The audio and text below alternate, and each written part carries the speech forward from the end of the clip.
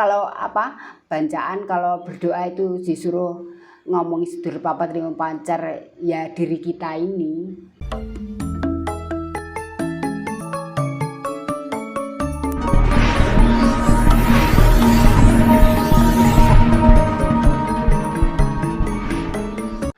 Intinya seperti orang mengambil pesugihan itu misalkan kan sudah korban berjatuhan kemudian keluarga sudah jadikan tumbal dan sebagainya.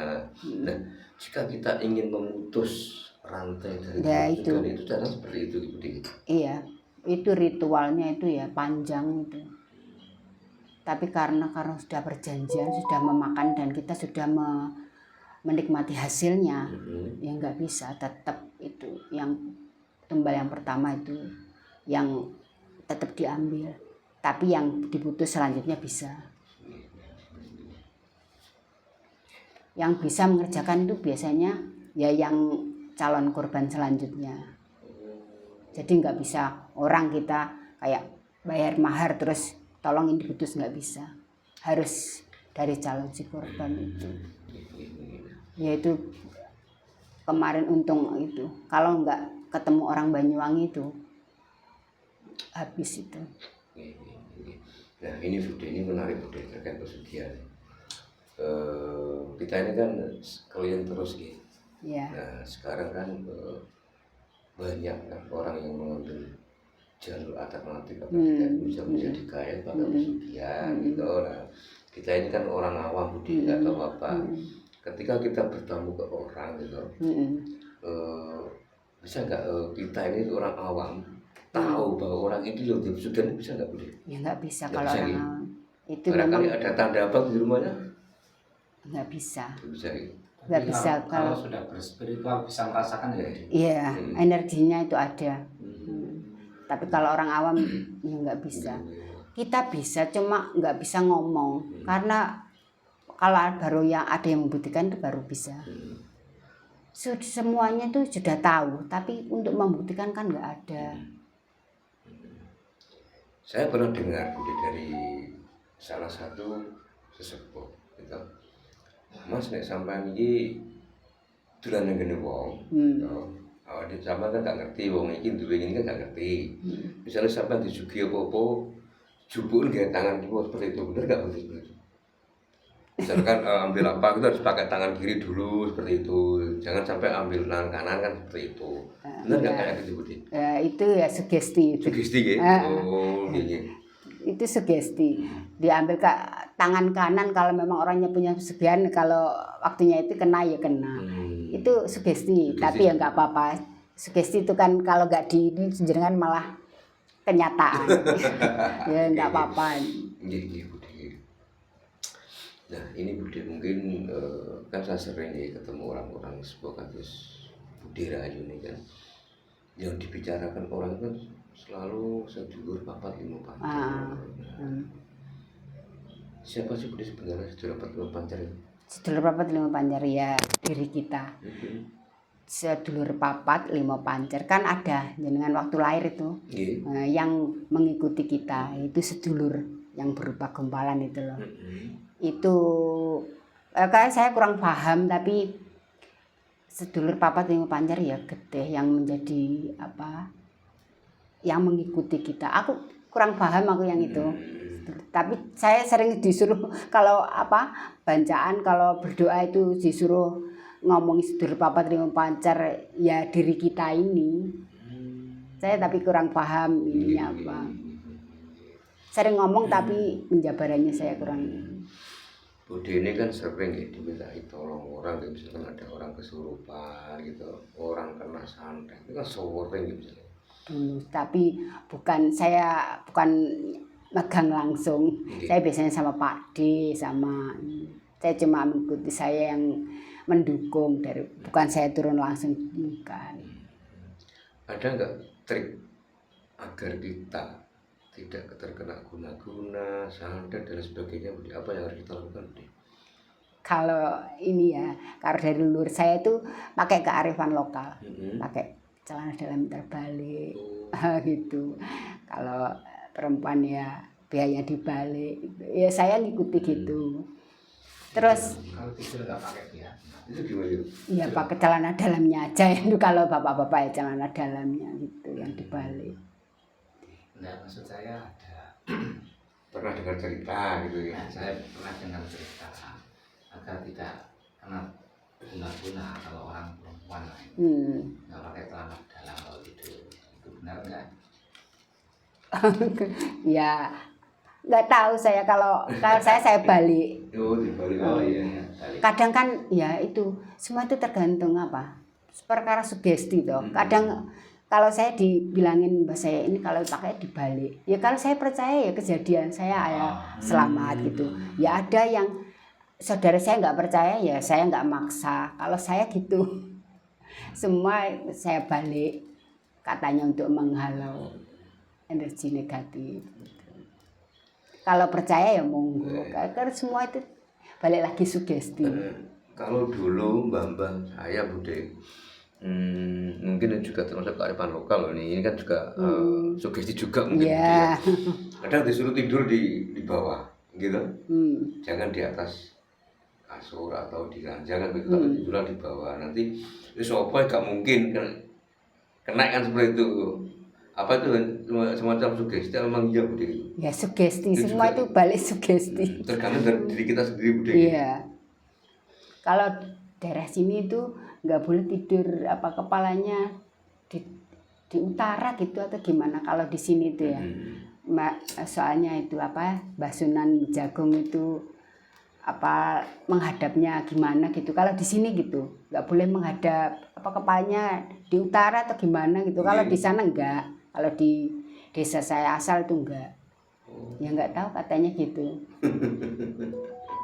Ya nuruti, kalau nggak dituruti sudah di sini sudah jadi apa sudah didok gitu, harus gitu ya. Saya ngikuti, orang ngikuti juga nggak rugi kan, kita bisa tahu. Oh takut kalau kita melanggar itu belum kejadian, tapi saya juga nggak mau ambil risiko, ya sudah nurut apa peraturan sini kalau di sini gitu.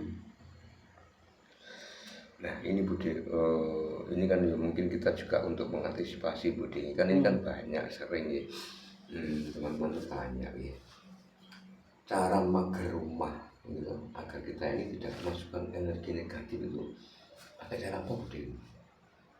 Barangkali ada semacam selamatan atau dikasih apa gitu loh Bude. Oh, kalau selamatan itu kan biasa, sedekah itu ya. Selamatan ya biasa kalau di pagar rumah, tapi ada ininya sendiri. Kadang rumah itu kan ada yang apa polosan, nggak ada ininya. Ya biasa di pagarinya itu. Kalau saya disiram apa air itu cucian beras itu kalau pagi. Oh, air tajin itu bukan tajin. Bukan ya. Itu yang untuk apa ini rumah itu loh. Apa beras itu loh, mesti beras kan leri apa itu ya kayak gitu. Ada yang disiram biasa gitu, terus ada lagi yang cucian celana dalam itu airnya disiramkan.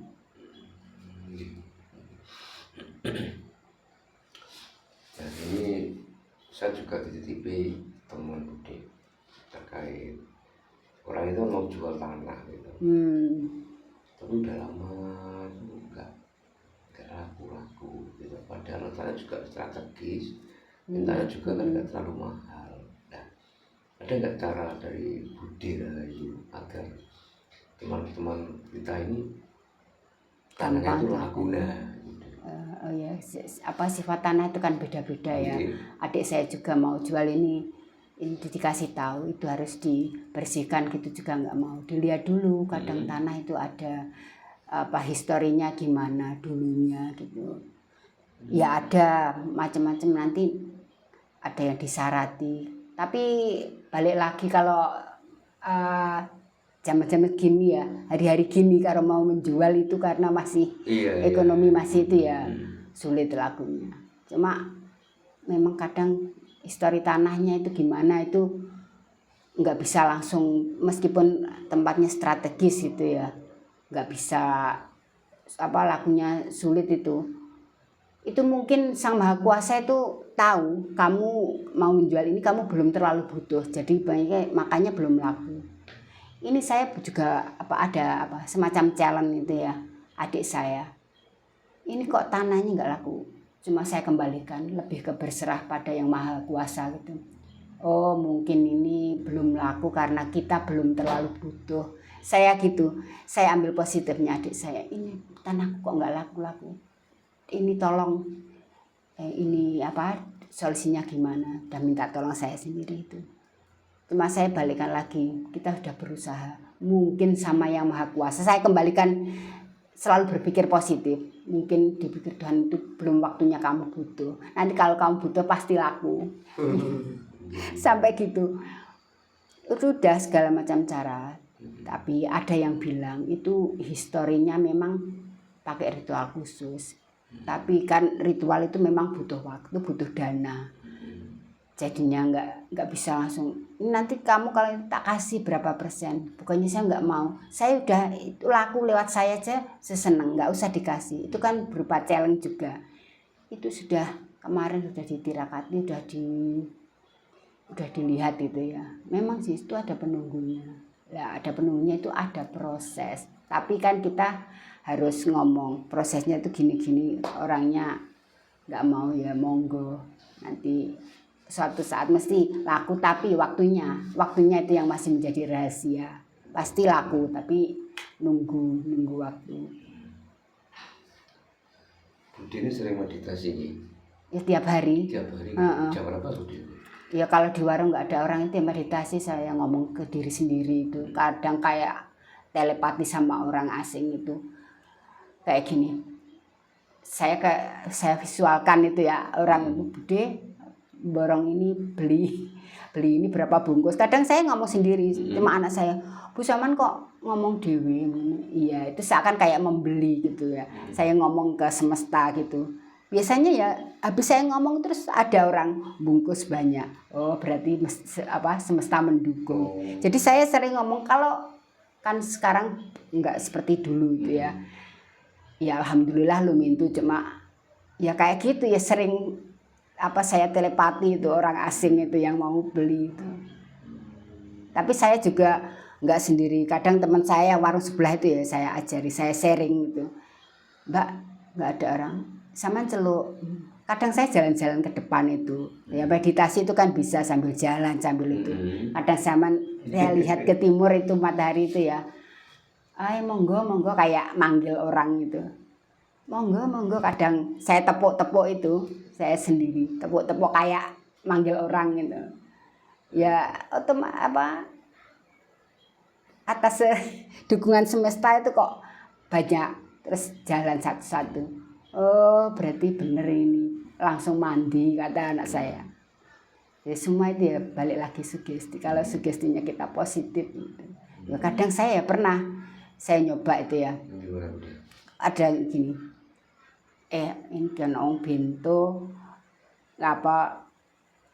kadang ada Budi, ada orang waktu kemarin kayak togel gitu ya. Budi ini nomornya berapa, kadang iseng-iseng gitu ya. Terus itu kadang ini saya panggil orang gila kesini bawa nomor, orangnya masih di situ gitu ya, yang minta itu orangnya ngopi. Kalau ngopi itu kan waktu siang ngopi itu, ada orang gila lewat. Wis iku lha takoni. Terus katanya dia, wis gak Budi tak tomboki wong bentone wae kok keluar. Ya kadang ya berarti benar. Kita ngomong kalau semesta itu, kalau kita serius, kita meditasi, banyak hasilnya itu banyak. Ya itu langsung didukung, langsung direstui. Ketawa itu padahal iseng itu.